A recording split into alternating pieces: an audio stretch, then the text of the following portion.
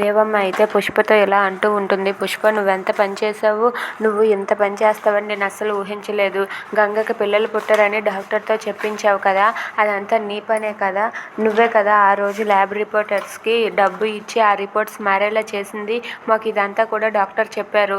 పైగా ఇప్పుడు గంగకి మళ్ళీ చెకప్ చేశారు. గంగకి పిల్లలు పుట్టే అవకాశం ఖచ్చితంగా ఉంది అన్నారు అని చెప్పి దేవమ్మ అంటుంది. అది వినగానే పుష్ప అయితే ఒక్కసారిగా షాక్ అయిపోతుంది.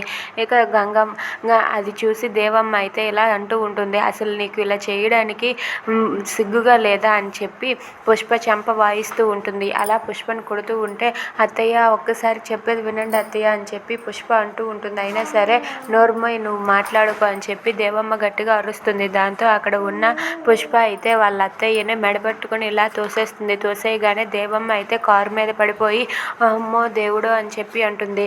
ఆగు, ఈ విషయం ఇప్పుడే నేను ఇంటికి వెళ్ళి గంగాధర్ అలాగే మీ మావయ్యతో చెప్తానని చెప్పి అంటుంది.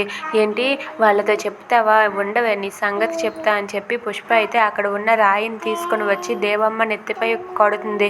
దాంతో దేవమ్మ అయితే స్పృహ కోల్పోయి అక్కడే అలా కళ్ళు తిరిగి పడిపోతుంది. ఇక దాంతో అక్కడికి వచ్చిన గంగ ఇదంతా చూసి ఒక్కసారిగా షాక్ అయ్యి అలా ఉండిపోతుంది. గంగ రాకతో అక్కడ ఉన్న పుష్ప అయితే ఏంటి ఇప్పుడు ఇది వచ్చింది, నేను అత్తయ్యని కొట్టడం ఇది చూసేసిందా ఏంటో, అమ్మో నా పని అయిపోయిందని చెప్పి అనుకుంటుంది.